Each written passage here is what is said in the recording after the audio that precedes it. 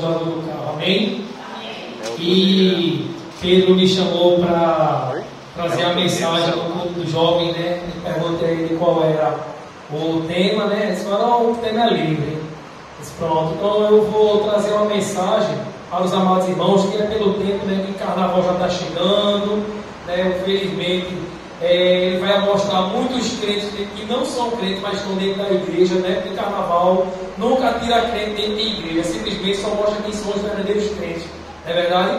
Então, mediante a situação, eu vou trazer a mensagem sobre um assunto que é o assunto que eu mais amo, é o assunto que eu mais gosto de falar, e como servo do Senhor, confesso que eu peço também perdão a Deus diante dos irmãos, porque eu também tenho negligenciado sobre esse assunto, e Deus tem falado comigo, porque tanto essa mensagem que eu vou trazer para vocês serve mais para mim, né, do que para vocês também, mas serve para ambos, que se trata sobre evangelização, sobre o evangelismo, a missão que Cristo deu para cada um de nós por sermos cristãos, né? Então Deus me trouxe a palavra lá no livro de Jonas, né? Eu peço aos irmãos que abram o livro de Jonas, e também ia pedir aos irmãos, como de costume, quando eu vou trazer uma mensagem, eu queria que os irmãos levantassem, né? Porque quando vai se tratar da presença de Deus, da palavra de Deus, eu tenho esse hábito de pedir para que os irmãos, se possível, se levantar, para que a gente, por questão de reverência ao Senhor, é isso? E trazer essa mensagem, amém? Para que os irmãos sentirem a evangelização, busquem, peça mais a Deus esse desejo no coração, amém? Diz assim a palavra do Senhor, em Jonas 1 até o final do 3. Esperar mais alguns irmãos não estão abrindo. Jonas, do 1 ao 3. Amém? Diz assim a palavra do Senhor. A palavra do Senhor veio a Jonas, filho da Mitai, onde está a ordem, com esta ordem: dispõe-te e vai à grande cidade de Nínive, e prega contra ela, porque a sua malignidade subiu até a minha presença. Entretanto, Jonas decidiu fugir da presença do Senhor, partiu em direção a Tarsis, descansando para a cidade de Jope, ou seja, Formosa, encontrou um navio pronto para zarpar para Tarsis, pagou a passagem e embarcou nele, a fim de ir para a cidade de Tarsis, tentando escapar do Senhor. Amém? Senhor, ainda em tua presença, Senhor, que o Senhor possa me abençoar, Deus, nesse momento, encher da tua graça, Senhor. Dá-me sabedoria que venha do alto, para que eu possa levar a mensagem para teus filhos, ó Senhor, aquilo que eles necessitam de ouvir. Ó Deus, que teu Espírito Santo nos dê tanto a sabedoria de pronúncia, mas também como a sabedoria de interpretar a tua palavra. Ó Deus, em nome de Jesus, que tu se faça presente, Senhor, e que teu nome exclusivamente seja glorificado nesse momento, em nome de Jesus Cristo. Amém. Pode sentar. Amados irmãos, é até meio que interessante, como eu vou falar para vocês, que o meu interesse nesta noite é de pregar sobre evangelização e incentivar vocês a busca por tal coisa, e justamente pregar sobre a vida de um profeta chamado Jonas, que ele, amando de Deus, pediu para que ele saísse da cidade dele e fosse pregar em Nínive.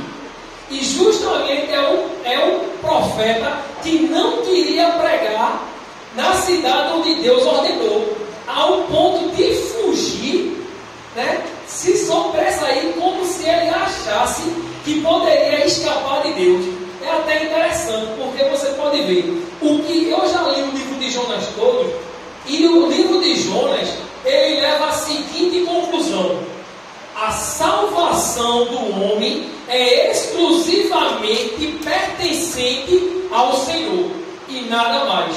Mostra que a salvação não depende do profeta, depende da vontade soberana do Altíssimo na vida de cada indivíduo. E a gente pode olhar aqui a situação de Jonas, porque mediante ele conhecia a cidade de Nínive, e aparentemente ele sabia que a cidade de Nínive era muito perigosa, tinha muitas pessoas ali violentas, e Jonas sabia qual era a situação que ele se encontrava naquele momento, e decidiu sair da cidade de Jope e ir até a cidade de Tarsis. Só que no meio do percurso, pela desobediência de Jonas, aconteceu que no meio da embarcação, Deus colocou uma forte tempestade para mostrar a Jonas que ele ainda era Deus. E dentro do barco, todos os tripulantes estavam com dúvidas por que estava acontecendo aquilo. Por que será que estava acontecendo? E a palavra do Senhor diz que cada um roubou ao seu próprio Deus e nada adiantou. Aí Jonas, olhando o silêncio, o pessoal falava: mas quem será o responsável por tanta tempestade? Aí decidiram na sorte quem seria o culpado, e coincidentemente, ou pode ter sido até simplesmente uma obra de Deus, naquele momento se utilizar da sorte, e caiu justamente em quem? Em Jonas. E o pessoal falou: quer que tu fizesse, homem, para que o teu Deus fizesse com tanta fúria?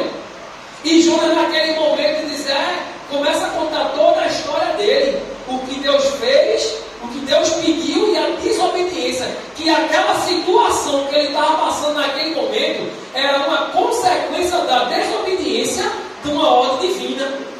Aí ele pediu: então me lança, te atira até o mar, porque talvez ao mar cesse. E lançaram Jonas sobre o mar. Aí veja só que coisa interessante, interessantíssima. Dentro do barco, depois que jogaram Jonas no mar, a própria palavra diz que todos no barco se converteram, sem Jonas ter pregado uma palavra sequer de arrependimento. Olha o que diz a palavra do Senhor. Por isso, depois que a tempestade se acalmou, por isso, suplicaram ao Senhor, a tripulação: ó Senhor, eis que nós te rogamos, Senhor, não nos deixa por conta da vida deste homem, que não nos culpes pelo sangue do inocente, porque tu, Senhor, fizeste o que aprouve. Então agarraram Jonas e, enfurecido, lançaram ao mar. Assim que notaram inquietado, todos os adoraram ao Senhor com grande temor e ofereceram sacrifícios e renovando os seus votos. Veja que coisa interessante.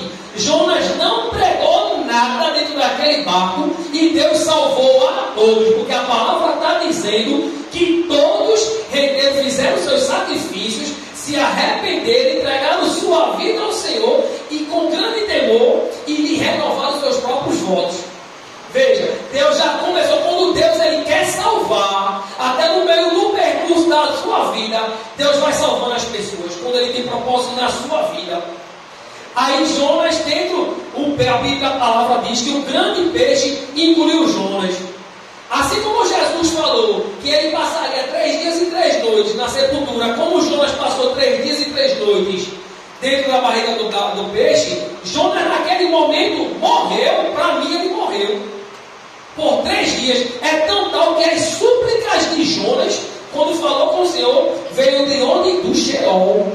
A Bíblia diz aqui no capítulo 2, versículo 2, e disse: em meu desespero, clamei ao Senhor, e Ele me respondeu. Aonde?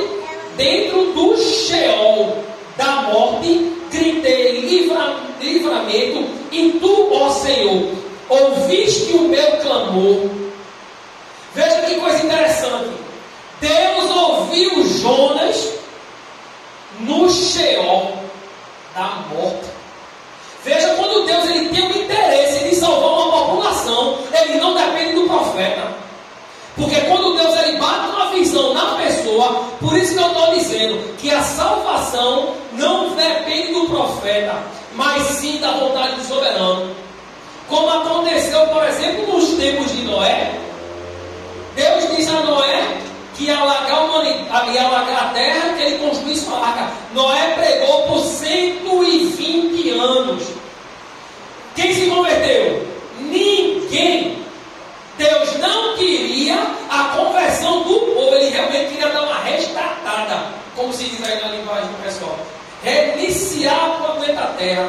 Aí de duas uma, ou Noé não conhecia a palavra, ou realmente Deus não quis salvar. Eu preciso ficar com a segunda posição. Também temos o caso de Abraão. Abraão intercedeu por Sodoma.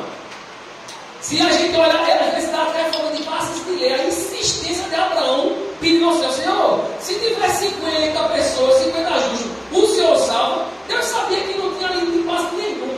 Mas Deus, tá bom, Jonas, tá bom, eu acredito que foi toda ironia. Tá bom, Jonas, se tiver 50 pessoas ali, pelo amor de 50, eu vou salvar a cidade inteira. E assim ele foi reduzindo até chegar a 10. E Deus saiu e disse: Senhor, só mais dessa vez, se tiver só 10 ali, pelos 10, o Senhor salvaria a cidade. Certo, Abraão? Senhor, amor de 10, eu não vou destruir a cidade de Sodoma e Gomorra. Mas Deus sabia que não tinha ali os 10. E o intuito de Abraão era chegar, acredito eu, em Ló, né? Mas o que é que aconteceu? Deus mandou 2 anjos ir para lá para pregar o evangelho? Não.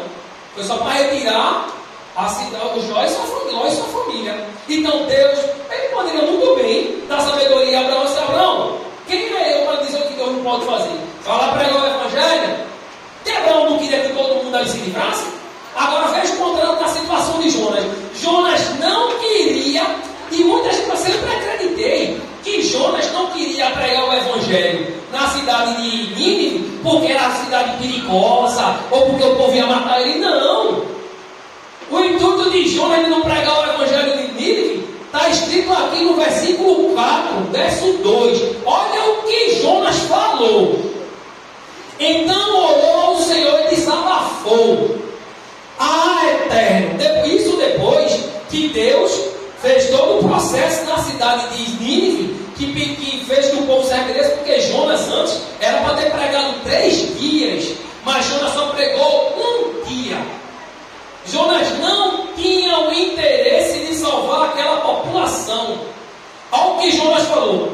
Então orou e desabafou, dizendo: Eterno, pois não foi exatamente isso que eu disse quando eu ainda estava na minha casa?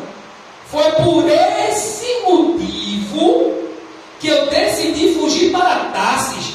E eu sabia que tu és o Deus misericordioso, compassivo, longânimo, rico em amor e que ameaça castigar, mas te arrependes. Olha o que Jonas acabou de dizer. O homem que Deus escolheu para pregar o evangelho na intenção de salvar a população, ele não queria pregar em Nínive porque ele sabia que Deus ia se arrepender depois de ter ameaçado pelas que então ele conhecia o Senhor, porque aconteceu justamente o que Jonas tinha falado em casa. Ele disse o quê? Senhor, pois sabendo que tu és Deus misericordioso, compassivo, longânimo, rico em amor e que ameaça castigar, mas se arrepende. E naquele dia, o homem que só pregou, e outra, a palavra não diz que Jonas mandou ele se arrepender, não. Ele só deu o recado. Ele disse: olha, como que Jonas disse aqui?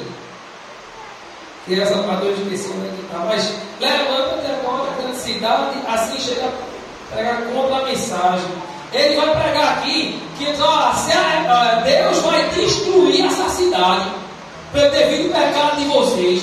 E houve uma comoção ali dentro, de tal maneira que todos os 120 mil se arrependeram. E até o rei, que tinha suas vestes douradas, bonitas, tirou suas vestes e colocou roupa de saco, para Deus ter misericórdia. Então até o rei de Nínive conhecia o Senhor e a sua misericórdia.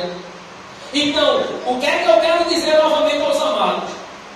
Que a salvação não depende do profeta ou de você. A salvação é exclusivamente vontade soberana e beneplácita do Senhor. Agora eu vou levar aquilo que para a igreja. Por que eu preguei sobre isso? Porque infelizmente, amados, não é só aqui, mas a igreja do Brasil, ela está descansada. Eu não vejo igrejas tomando a iniciativa de pregar o evangelho. O que quando vai se juntar para pregar o Evangelho torna isso como fosse um evento e não algo soberano, algo que tem que ser doutrinado. Jesus, lá em Marcos 15:16, disse o quê? Ide e pregai o Evangelho a toda criatura. Mas por que eu disse isso a você? Porque tem muita gente que diz: mas eu vou, irmão, pregar o Evangelho e ninguém se converte. Peraí, por acaso a palavra de Deus está dizendo que é tu que converte o ser humano ou é o Espírito Santo de Deus? Deus mandou você pregar o Evangelho. A conversão é única e exclusiva do Senhor. Olha o que diz aqui em João 1.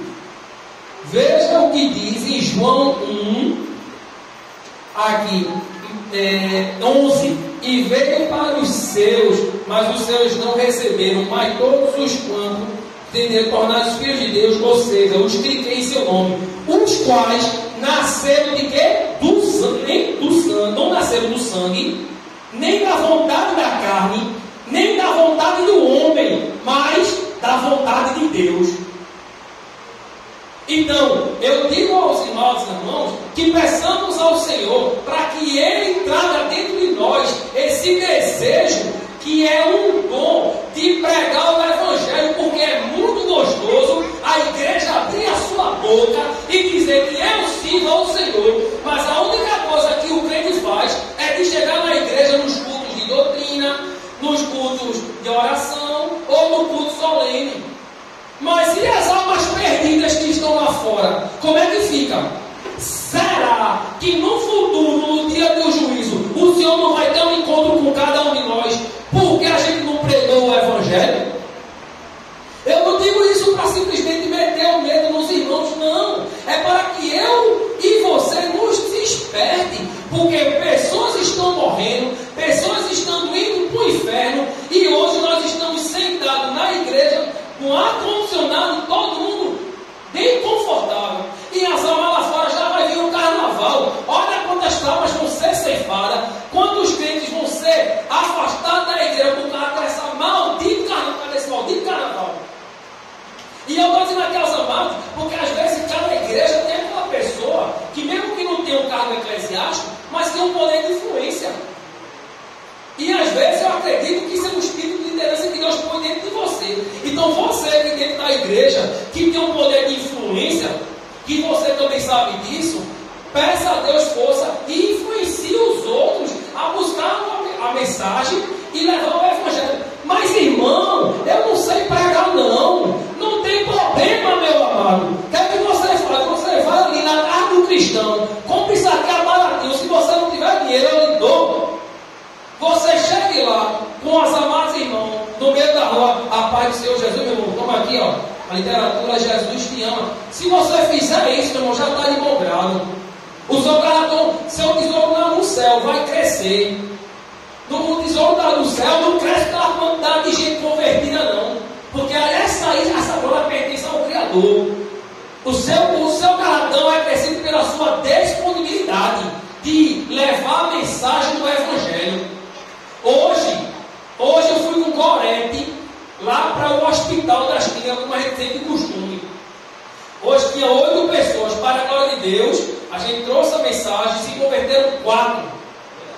2 desses 4 disse na nossa cara todos os dias e 24 horas por dia: eu tenho um desejo de tirar minha vida. Olha o que é que está acontecendo e a igreja está descansando. Essa responsabilidade é nossa. O que é que a gente tem feito para o Senhor? A gente tem que pregar o Evangelho. Se vocês quiserem que a gente dou o meu telefone, eu preciso disso também. Não estou dizendo aqui que eu sou um super evangelista, que é evangelista. Não, eu estou precisando disso também. Eu estava conversando com o Pedro um dia desse. Eu disse: Pedro, eu estava conversando com Jesus meus defeitos, meus problemas. O que é que Jesus? Eu tinha que mudar. Deus me trouxe a visão. Deus pregando o Evangelho de novo lá no hospital, como sempre eu fazia com o Gorete, nem não falo. Sabe qual foi o sentimento que me veio na hora e forte? Não foi de medo, não foi de tristeza, não, foi de saudade. Foi um sentimento dentro de mim de saudade, porque eu nasci para fazer isso. Eu não sou adepto a culto, eu não sou um pregador